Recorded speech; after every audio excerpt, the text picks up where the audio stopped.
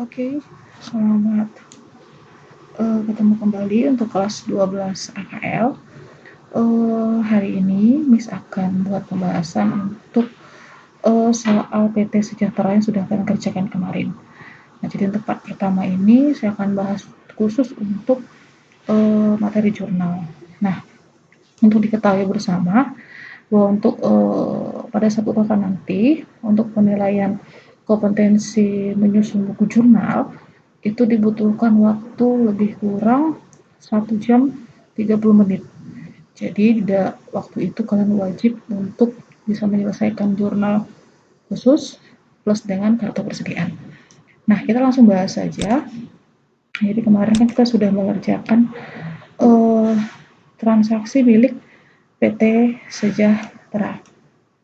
Nah, jadi hal yang harus diperhatikan ketika kalian akan melakukan penyusunan jurnal, yang pertama kalian harus lihat dulu nama perusahaannya, kemudian kegiatan usahanya apa, lalu kalau dia perusahaan dagang, apa yang diperjualbelikan, karena itu akan disebut sebagai perselimbangan dagangnya. Lalu kalian juga harus perhatikan terkait dengan kebijakannya, ya. Menurut kebijakan, biasanya yang perlu disorot itu adalah kebijakan tentang pembelian. Nah, di sini pembeliannya akan diatur seperti apa, apakah akan mencatat PPN masukannya, terus apakah ada catatan beban transportasinya, nah kemudian apakah ada denda, lalu termin pembayarannya seperti apa. Nah, ini wajib kalian perhatikan dan kalian pahami. Lalu untuk pengeluaran kasnya juga kalian harus lihat pengeluaran kasnya itu seperti apa. Kalau misalnya di atas 1 juta dilakukan dengan cek, artinya ini akan dibayarkan dengan cash in bank, ya, tidak pakai petty cash. Tapi untuk kejadian atau transaksi di bawah atau sampai 1 juta, dia akan pakai petty cash, ya. Dan di sini juga kalian harus perhatikan terkait dengan petty cash atau kas kecil itu dia pakai sistem apa? Sistem dana tetap atau dana tidak tetap atau dana tetap. Kalau sistem dana tidak tetap, berarti otomatis nanti di jurnal khusus kita akan disajikan petty cash jurnal. Tapi kalau dia pakai sistem dana tetap, maka tidak akan disajikan itu. Ya, tapi rata-rata semua soal pasti akan memakai sistem dana tidak tetap atau quotation. Lalu juga akan dijelaskan terkait dengan pengisian kas kecilnya itu berapa. Terkait penjualan juga sama, kamu harus lihat di sini semua syarat-syaratnya, penerimaan kasnya juga seperti itu. Nah, untuk persediaan barang dagang sudah jelas di sini bilang pakai pencatatan dengan sistem perpetual.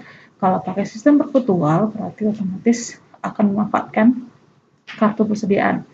Jadi semua kejadian in atau out barang dagang, mau itu karena dibeli, karena dijual atau karena retur, itu wajib dicatat dalam kartu. Jadi ketika ada penjualan pasti akan ada HPP-nya. Nah, untuk aktiva tetap juga sama, terlihat di sini metodenya apa, penyusunan aktiva tetapnya terlihat di sini. Lalu laporan akta kasnya di sini pakai metode langsung. Nah, setelah kalian membaca itu semua, kalian harus memperhatikan lagi daftar akun. Daftar akun yang disediakan di sini itu sangat membantu. Kenapa? Karena sudah ada nomor akun, sudah ada versi bahasa Inggrisnya, dan versi bahasa Indonesianya. Jadi harusnya kamu paham dan kamu tahu akun-akun yang kita pakai apa saja. Ya, jadi bisa dilihat di sini. Setelah dari situ, maka data berikut yang harus kalian perhatikan adalah raca saldo awal Desember. Artinya raca saldo akhir di bulan November. Nah, data ini akan dipakai atau akan berguna pada saat nanti kalian menyusun buku besar. Untuk sekarang juga berguna sebagai dasar pencatatan dari beberapa transaksi. Nah, selesai dari sana akan disajikan daftar customer, supplier, dan persediaan barang dagang. Nah, daftar customer di sini berarti berhubungan dengan pelanggan kita. Ya, di sini ada 4 pelanggan kita dan di situ juga sudah disajikan saldo awal dari setiap customer. Ya, di sini emang tidak disajikan posisinya debit atau kredit. Nah, kamu wajib tahu kalau dibilang daftar customer berarti ini pasti berhubungan dengan buku besar pembantu piutang dan akan menghasilkan daftar saldo piutang. Sementara supplier itu sama dengan pemasok kita. Di sini disajikan 3 nama pemasok, kemudian ada saldo. Nah, kamu juga harus ingat, kalau daftar supplier berarti akan berhubungan dengan buku besar pembantu, buku besar pembantu utang. Otomatis berarti di sini yang disajikan adalah nilai utang. Dia tidak sajikan, ini posisinya debit atau kredit. Nah, kamu yang harus ingat. Jadi jangan pernah lupakan aturan debit kredit. Cukup hafal posisi bertambah, maka kamu akan tahu di mana ketika dia berkurang dan di mana ketika dia normal. Setelah disajikan itu, akan disajikan lagi yang namanya daftar persediaan. Nah, di sini kebetulan PT Sejahtera ini mengusahakan jual beli alat elektronik. Ada 2 jenis ya. Sebenarnya banyak, cuman karena UKK kan nggak mungkin semuanya akan dijabarkan seperti itu. Jadi cukup 2 saja. Jadi berarti akan ada 2 kartu nanti yang kalian susun. Nah, sebelum kalian mengerjakan itu semua, hal pertama yang harus kalian lakukan adalah, pertama adalah kalian harus lihat dulu nilai dari daftar customer. Nilainya ini sama nggak sih dengan yang ada di account receivable yang ada di neraca saldo. Sementara ini berarti nilainya sama nggak sih dengan account payable yang ada di neraca saldo awal tadi per 30 November. Demikian juga ini. Nah, itu wajib untuk kalian lihat. Jadi pembuktian bahwa soal kita ini sudah benar, tidak ada yang salah. Seandainya kalian jumpai ada yang salah, berarti kalian bisa sampaikan kepada pengawas atau kepada MIS, jadi biar bisa di cross check seperti itu. Nah, seperti yang tadi, ini account receivable kan tercantum di sini 57200. Otomatis di daftar nama customer ini juga sama. Sementara daftar supplier ada saldonya 56100, berarti ini akan sama dengan nilai account payable. Begitu juga dengan persediaan. Oke. Setelah itu semua sudah kalian perhatikan, sudah kalian hitung. Nah, sekarang masuk ke dokumen transaksi. Nah, sekarang semua transaksi ini harus kalian catat dengan menganalisis dokumen transaksinya. Jadi, masing-masing dokumen transaksi ini wajib kalian tahu harus dicatat di mana.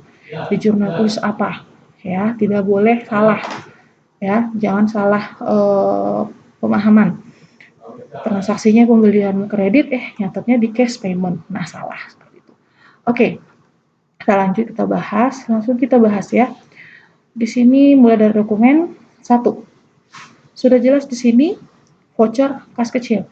Berarti otomatis transaksi ini pasti akan dicatat di dalam jurnal khusus petty cash. Perhatikan dulu ya. Petty cash saya. Petty cash, ini dia seperti ini. Jadi dia akan dicatat seperti itu.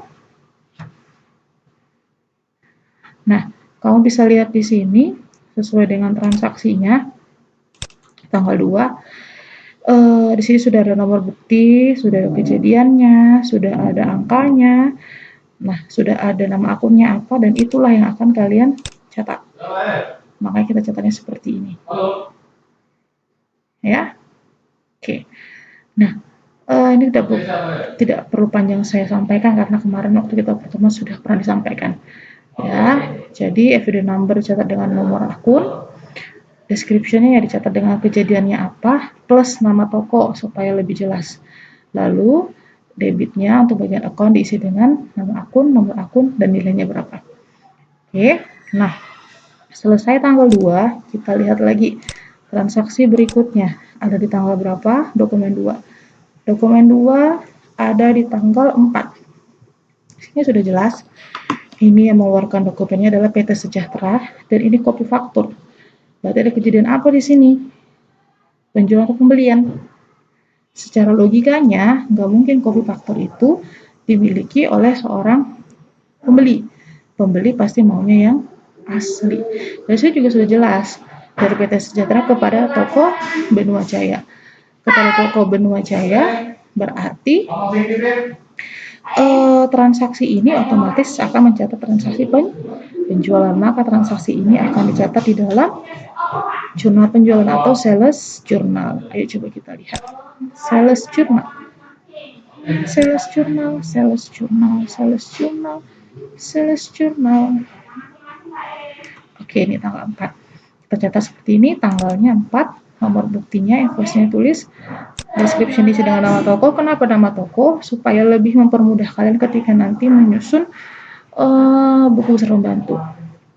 Isi semua angkanya sesuai dengan informasi yang ada ya. Coba kita perhatikan lagi soalnya di sini. Jelas yang di sini berarti ini nilai penjualannya. Ini nilai PPN-nya atau fat in atau fat out? Iya, fat out karena transaksi penjualan. Kalau pembelian berarti fat in. Nah, ini beban angkutnya dan ini total dari piutangnya. Maka kita catat seperti ini. Nah, seperti ini ya. Lanjut di tanggal berikutnya. Tanggal berikutnya itu dokumen 3. Kita bisa lihat di sini jelas dari PT Nusa Indah kepada PT Sejahtera. Berarti kita berperan sebagai pembeli. Kita berperan sebagai pembeli. Berarti dokumen 3 ini otomatis akan dicatat ke dalam apa? Iya, jelas akan dicatat ke dalam purchase. Sebelum ke sana, sebelum jauh ya. Nah, jadi kalau kita jumpa transaksi seperti ini, seperti dokumen 2 yang mencatat ada transaksi beli atau jual, kebetulan dokumen 2 ini kan mencatat penjualan ya. Setelah kalian selesai mencatat ke dalam mana dia tadi? Ke dalam ini, ke dalam sales journal, kalian wajib mencatat dia ke dalam apa? Ke dalam kartu persediaan. Mana kartu persediaan kita? Nah, wajib dicatat ke dalam kartu seperti ini. Tujuannya apa? Supaya tidak ketinggalan. Supaya transaksinya tidak ada yang ketinggalan. Ketika jual otomatis pasti masuk ke dalam out ya. Lalu karena soal kita ini pakai moving average berarti hanya berlaku satu harga. Ya, harga terakhir itu kan ada di 500, kita jual 20 ya untuk si Galaxy V-nya, maka tercatat seperti ini. Sementara untuk si Galaxy V-nya tercatat seperti ini. Ya, oke. Lanjut. Transaksi berikutnya. Transaksi berikutnya dokumen 3. Dokumen 3 ini berarti transaksi pembelian secara kredit, maka akan kita catat ke dalam dalam purchase journal. Mari coba kita lihat ke purchase journal. Purchase journal. Mana purchase journal kita? Oke, tanggal ini kan, tanggal 5 benar? Ya, kepada PT Nusa Indah ya. Tinggal kita catat saja semua informasinya ke dalam kolom yang ada, yang kolom tersedia di sini. Oke, wajib setelah kamu catat di purchase journal, maka kamu wajib catat di cash out lagi di kartu persediaan maksud saya. Karena ini pembelian berarti wajib dicatat di sini di bagian in. Ada 18, harga 500. Kebetulan masih sama harganya. Ingat, di moving itu hanya berlaku satu harga, tidak ada lebih dari 2 harga. Karena harganya masih sama berarti masih sama ini ya, seperti ini. Oke ya, begitu pun juga dengan yang Samsung Galaxy V. Nah, sebelum jauh lagi, untuk si toko benua Jaya tanggal 4, karena dia penjualan, nah setelah catat di sini kita wajib catat satu tempat lagi. Di mana? Iya, kita wajib mencatat di General Journal dengan akun seperti ini. Harga pokok penjualan pada persedia barang dagang. Ya, angka ini datang dari mana, Miss? Angkanya itu jelas datang dari kartu. Ya, 10 juta untuk Samsung Galaxy V di kolom out karena penjualan, 9 juta untuk Samsung Galaxy V. Nah, seperti itu ya. Oke, sekarang kita lanjutkan. Dokumen 4. Voucher kas kecil berarti otomatis ini akan masuk lagi ke dalam petty cash journal. Mari coba kita lihat petty cash journal kita. Ya, sama cara kerjanya, tidak beda. Petty cash journal, mana dia? Petty cash, nah seperti ini. Ya, sesuai dengan kejadiannya apa? Miss, ini kenapa masuknya ke accrued expense? Kenapa tidak masuk ke beban listrik air telepon? Jelas, karena di sini kan transaksinya bilang kalau ini adalah tagihan rekening listrik bulan November. Berarti bulan yang lalu yang akan kita catat sekarang ini. Berarti sesuatu yang harus wajib kita bayar dari kejadian bulan sebelumnya, pasti itu namanya kan utang. Maka kita membayar utang. Karena kita membayar utang beban tersebut, maka utang bebannya di sebelah debit berkurang. Artinya 750.000 yang harusnya dibayar bulan November kemarin, tapi kalau kita catat sebagai utang dan kita bayar di Desember, berarti otomatis berkurang. Gitu ya. Next kita lanjut ke transaksi berikutnya. Dokumen 5. Nah, dokumen 5 jelas di sini bukti pengeluaran kas. Kenapa ada bukti pengeluaran kas? Karena ada pembayaran atau pelunasan faktur. Berarti ini otomatis akan masuk ke dalam case, ya, ke dalam case payment journal. Coba kita lihat case payment journal. Case payment. Intinya ketika kalian mengerjakan, itu kerjakanlah secara berurutan supaya tidak ada yang tertinggal. Ya, case payment silahkan dicatat sesuai dengan informasinya, FID numbernya berapa, nama tokonya atau nama suppliernya siapa, cek numbernya juga ditulis kalau tersedia. Lah, lalu silahkan masukkan angka sesuai dengan yang ada di informasi soal. Ya, 33, 660, 32, 340 ini kan semua ada di soal, tersedia di soal.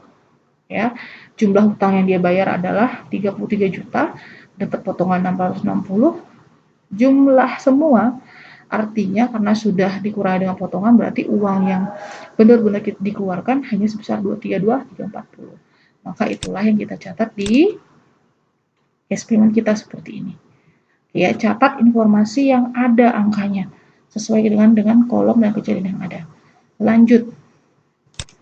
Lanjut dokumen 6. Dokumen 6 di sini ada nota kontan yang dikeluarkan oleh PT Sejahtera. Berarti ini ada kejadian penjualan barang dagang secara tunai. Kalau jual barang dagang secara tunai berarti akan dicatat kemana saja? Tentu akan kita catat ke dalam cash receipt, lalu kemana lagi? Ke kartu, di kolom out, lalu kemana lagi? Tentu ke general journal. Oke ya, coba sekarang kita perhatikan ke cash receipt journal. Ya, jadi nyatatnya harus berurutan, nggak boleh ketinggalan. Kalau ketinggalan nanti kamu yang bingung. Oke, tanggal 9, nota kontan ya, seperti ini ya. Benar nggak? Transaksinya tanggal 9.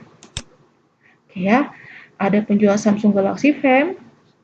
Ini totalnya, berarti 13.800 ini total penjualan. Ini potongannya. Lalu di sini, ini berarti, ya ini berarti fade out-nya. Karena jual, ingat ya, kalau penjualan itu yang dikenakan pajak keluaran atau fade out. Kalau beli berarti pajak pembelian atau fade in. Ya, ini bisa kirim. Lalu di sini adalah nilai dari total penjualannya atau cash-nya yang kita terima. Makanya kita catat seperti ini. Ini cash in bank-nya sekian, sales discount-nya juga sekian, lalu sales-nya, lalu fade out dan freight collected. Ya, catat tidak boleh gabung-gabung. Kalau akunnya berbeda tetap harus dicatat seperti ini ke bawah. Biar rapi, biar jelas, biar gampang kamu lihat. Ya, setelah kamu catat di sini, wajib kita catat tentu kita wajib catat ke kartu. Mari kita lihat kartu kita. Nih, kita wajib catat di kartu 6 unit ya yang dijual sesuai dengan yang di soal. Nah, harganya masih sama 500, maka itu yang kita pakai. Begitupun juga dengan di bawah. Nah, total dari out yang di tanggal 9, 3 juta dan 6 juta, inilah yang akan kita catat di dalam general journal dengan nama akun, harga pokok penjualan pada persediaan barang dagang, seperti itu. Ya, paham ya? Lanjut. Dokumen 7. Nah, bukti penerimaan kas. Otomatis pasti ini akan masuk ke cash receipt. Kenapa bisa bertambah kasnya? Karena ada penjualan tunai kendaraan. Nah, untuk kondisi penjualan tunai kendaraan berarti selain kamu dapat duit, pasti otomatis kendaraan kamu nambah atau kurang. Jelas berkurang karena sudah dijual. Dan juga kalau ada akumulasi penyusutan itu juga akan berkurang. Seperti itu. Maka ini akan kita catat seperti apa? Kita lihat sekarang jurnal penerimaan kas kita. Cash receipt journal.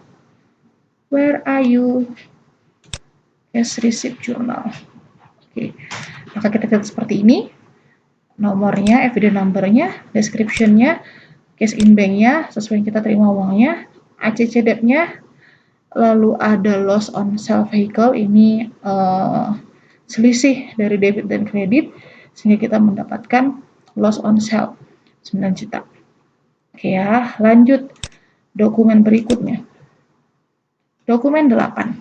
Bukti penerimaan kasnya juga sama, berarti akan masuk di cash receipt. Kenapa bisa bertambah cash receipt-nya?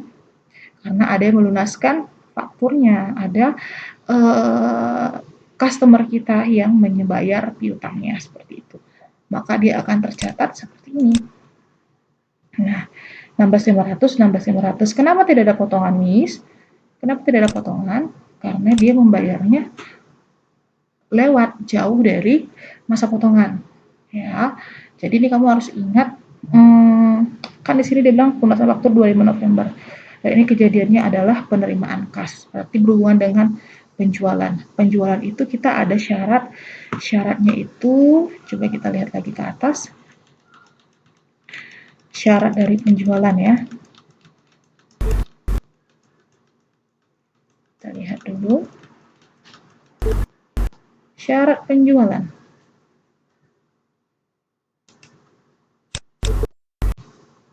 Bentar ya.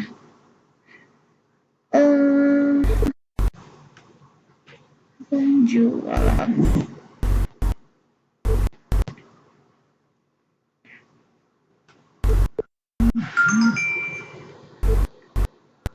Penjualan. Nah, ini syaratnya.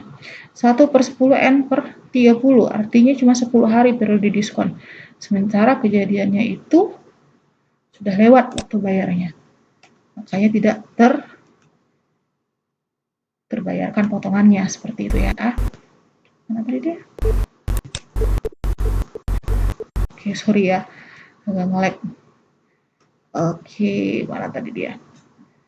File kita di mana? Sini ya, dokumen 8. Nah, seperti itu. Ya, dia bayar tanggal 12. Sementara hanya berlaku 10 hari. Makanya tidak terbayarkan potongannya. Oke, lanjut dokumen 9. Bukti pengeluaran kas, berarti otomatis ini akan masuk ke cash. Masuk ke cash payment, ini pembayaran utang. Ingat ya nak, kalau PPN, keluaran, itu disebut dengan fed out. PPN masukan disebut dengan fed in. Utang PPH, PPH itu berarti income tax. Dikatakan dengan teksnya tambahkan kata-kata income karena penghasilan. Nah, dokumen 9 dicatat di bukti penerimaan atau pengeluaran. Iya, di pengeluaran. Coba kita perhatikan ya. Cash payment journal.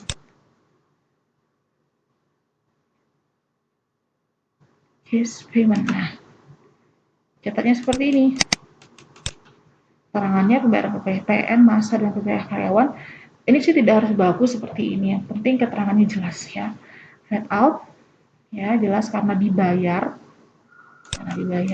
Jadi ke sini fed out, income tax payable, fed in, dan cash in bank. Karena dia bayar, berarti otomatis cash in banknya pasti dikredit, nggak mungkin di debit. Ya, fed out, income tax payable, di debit. Kenapa? Karena sudah dibayar berarti berkurang dong, makanya pindah tempat. Karena kan fed out itu sama posisinya dengan penjualan, sementara fed in itu sama dengan pembelian. Berarti ketika mereka dibayar, pasti mereka akan pindah tempat. Seperti itu ya. Next, lanjut ke soal berikutnya. Dokumen 10. Dokumen 10 ini ada faktur dan dan persada. Berarti otomatis ini pasti transaksi pembelian akan kita catat di purchase. Selain di purchase di mana? Wajib dicatat di kartu. Mari coba kita lihat purchase.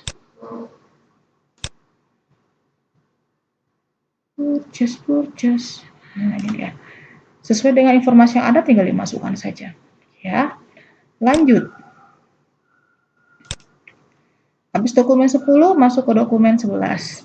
PT Sejahtera ada faktur, kopi faktur kepada toko Angel, berarti ada transaksi ya penjualan. Maka ini pasti akan dicatat di mana?